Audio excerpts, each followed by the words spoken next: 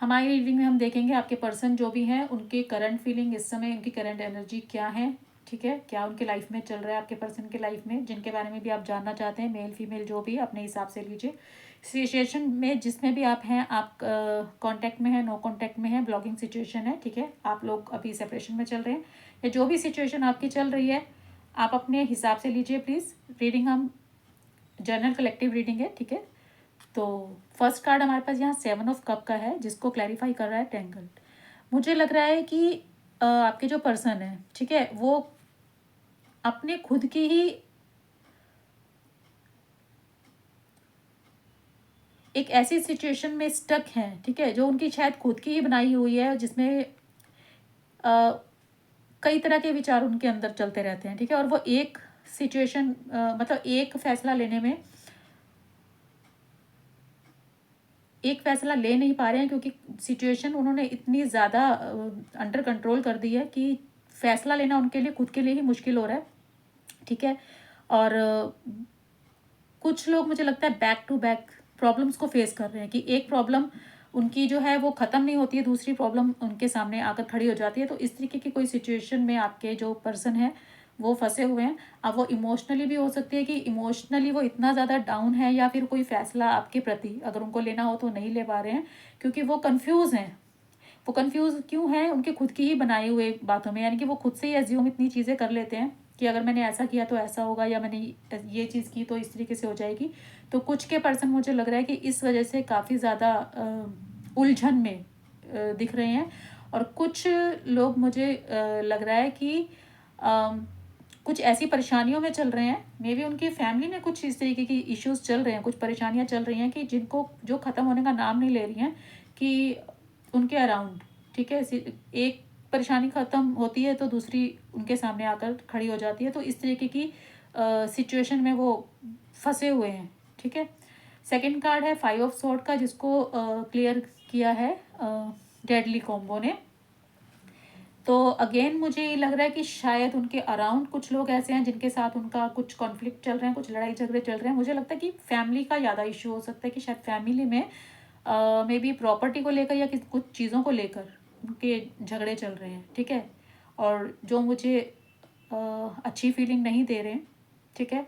दूसरा सिनेरियो ये भी हो सकता है कि आप दोनों एक दूसरे को ट्रिगर करते हैं, ठीक है, कुछ अगर आप दोनों के बीच में जो भी बहस या लड़ाई झगड़े हुए हैं, तो कुछ बातें में भी आप दोनों ने एक दूसरे को ऐसी बोली हैं जो काफ़ी ट्रिगर करते हैं एक दूसरे को, आप एक दूसरे के सामने आते ही ट्रिगर हो जाते हैं, ठीक है।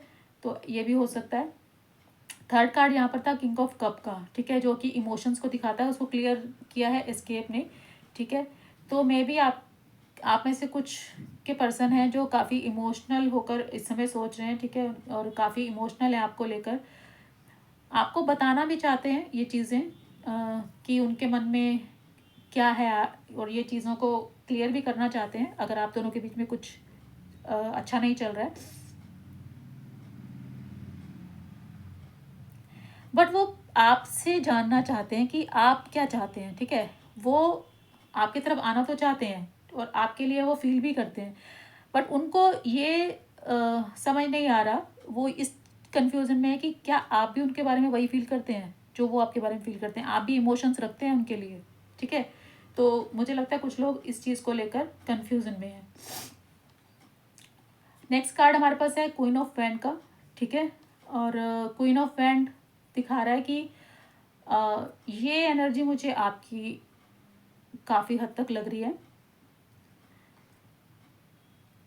आप जो है ना बहुत कॉन्फिडेंट हैं इस समय, ठीक है, क्योंकि आप अपनी वर्थ को मे बी समझ पा रहे हैं कि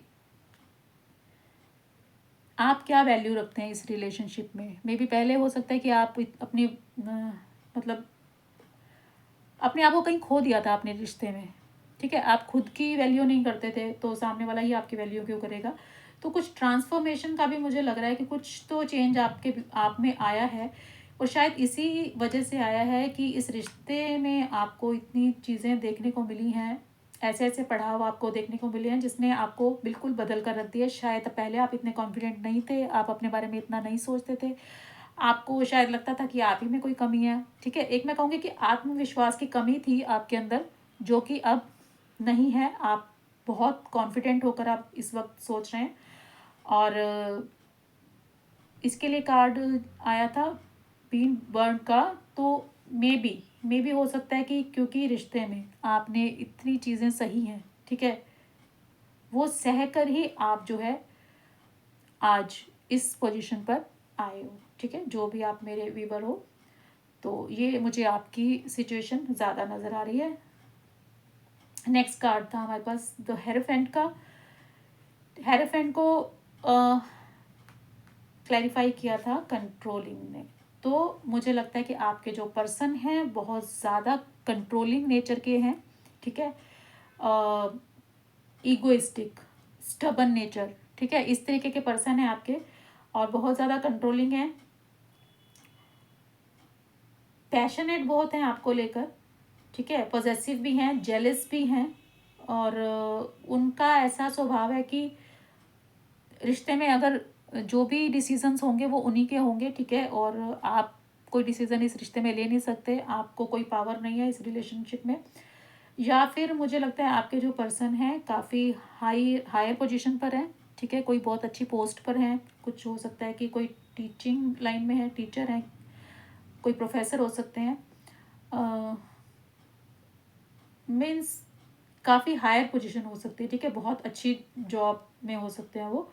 और फाइनेंसेस वाइज काफ़ी स्ट्रॉन्ग है, ठीक है। और सेकंड कि आपके पर्सन जो है बहुत ज़्यादा कंट्रोलिंग, इगोइस्टिक, और इस टाइप के पर्सन है कि उनकी ही रिश्ते में उन्हीं की तरफ से चलनी चाहिए, आपकी तरफ से नहीं चीज़ें होनी चाहिए। तो इस तरीके के मुझे एनर्जीज आपके पर्सन की नज़र आ रही हैं, ठीक है।